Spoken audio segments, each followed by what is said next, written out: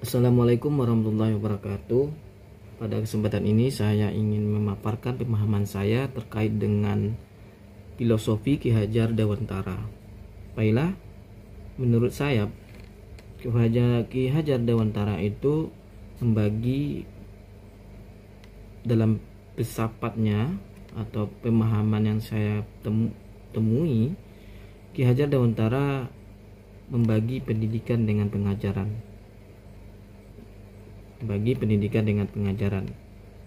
Pengajaran itu bahagian juga daripada pendidikan. Pengajaran itu merupakan proses atau untuk memberi kecakapan hidup anak secara batin, lahir dan batin. Sedangkan pendidikan itu tuntunan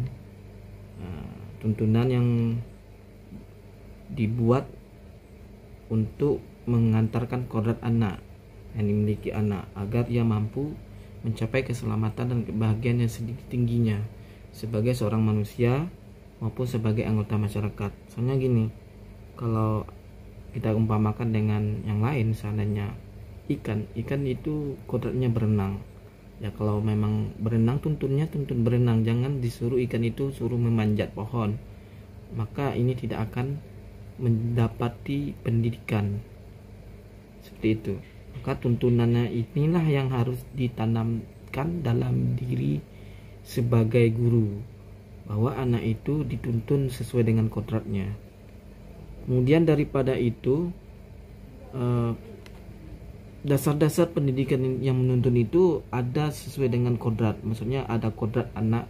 Kodrat anak itu kodrat ada dua, ada kodrat zaman, ada kodrat alam.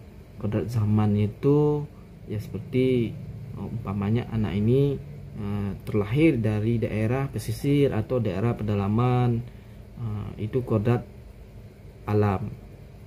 Yang saya inginkan kodrat alam ya, kodrat alam di daerah pesisir atau daerah pedalaman. Ini agak berbeda kodrat alamnya, karena kalau anaknya ini terlahir dari daerah pesisir itu budayanya agak keras. Kalau dia di pedalaman itu agak adem sedikit, dan walaupun ada 1-2 orang yang bersifat keras, tapi budayanya bisa masih diatur. Jadi kalau budaya di pesisir ini orang jiwa-jiwa pembunuh, artinya pembunuh, dia nangkap ikan itu dengan serta-merta. Dia harus kuat, harus tahan badai gitu ya. Itu harus budaya kodrat alam atau kodrat alam yang pada daerah pesisir. Kemudian kodrat zaman sekarang ini zaman 4.0 menuju 5.0. Ya, zamannya tidak sama dengan zaman tahun 80-an. Zaman sekarang sudah berubah, bahwa anak ini bisa belajar sendiri tanpa ada guru. Bisa belajar dia sendiri tanpa ada arahan dari guru. Atau kata lain, dia bisa mengupload, dia bisa mengunduh jika dia mau dengan Google, dengan yang lain-lain halnya, dengan YouTube, dengan hal-hal yang lainnya. Jadi zamannya sudah berubah sekarang ini. Anak-anak belajar dengan teknologi. Nah, kita jangan menyamakan anak tahun 80-an dengan anak sekarang. Zamannya sudah berubah, dan tuntunlah dia, anak ini, sebagai anak yang sesuai dengan zamannya. Kalau memang teknologi dimainkan, kita mainkan teknologi. Jangan kita gaptek, ya gaptek. Gurunya gaptek, muridnya tidak gaptek, udah canggih. Bisa edit video, bisa menonton film yang kebangsaan Indonesia, ya, bisa yang membantu motivasi dalam dirinya sendiri, seperti itu. Kemudian daripada itu, kodrat alam dan kodrat zaman ini itu selalu ada dalam diri anak. Maka ini tidak bisa kita pungkiri. Kodrat zaman dan kodrat alam inilah yang harus kita pelajari bersama-sama sebagai guru, bahwa anak ini sesuai dengan zamannya, terlahir dengan zamannya sekarang. Jadi tidak perlu memaksakan kehendak daripada kurikulum, tetapi dia memerdekakan dia sesuai dengan zamannya. Kurikulum CBSA dulu, kurikulum KTSP tidak bisa kita bawa ke alam yang sekarang. Kita harus merdekakan murid, guru juga harus merdeka, harus bebas, jangan ada istilahnya belajar terpaksa.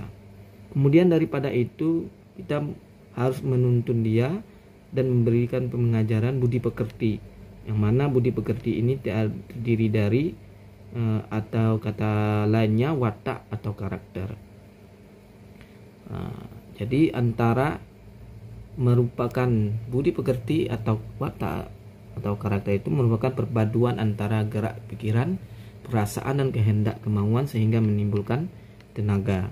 Budi pekerti juga dapat diartikan sebagai perpaduan antara cipta, karsa sehingga menciptakan karya. Seperti itu yang kita pahami filosofi daripada Ki Hajar Dewantara. Ya, dia tetap mengedepankan kalau kita sebagai pendidik yang di belakang, jika kita sebagai orang yang di belakang, maka kita itu menjadi penyemangat. Jika kita berada di depan, maka kita itu sebagai motivasi, ya. Kita sebagai memberi pemimpin, pengajaran, ya. Jika kita berada di tengah-tengah, kita sebagai motivasi, kita sebagai pemimpin yang memberikan arah dorongan. Jika kita di belakang, kita memberikan support.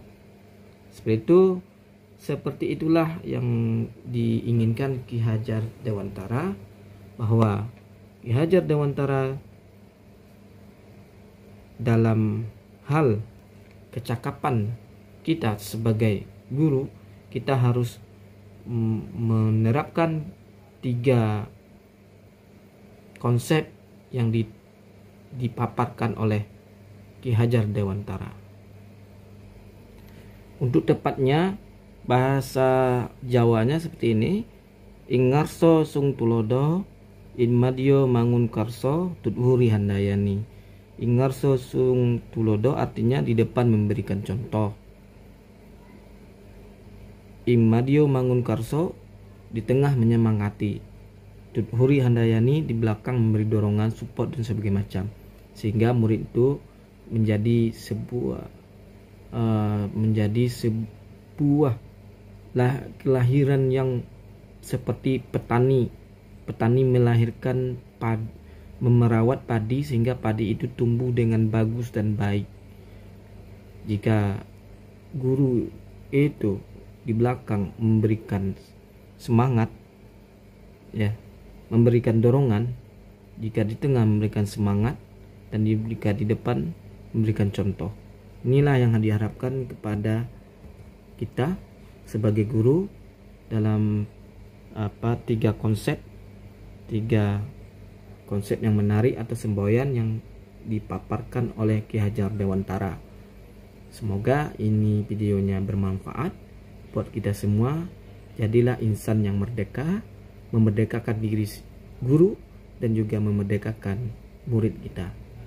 Salam guru penggerak. Assalamualaikum warahmatullahi wabarakatuh.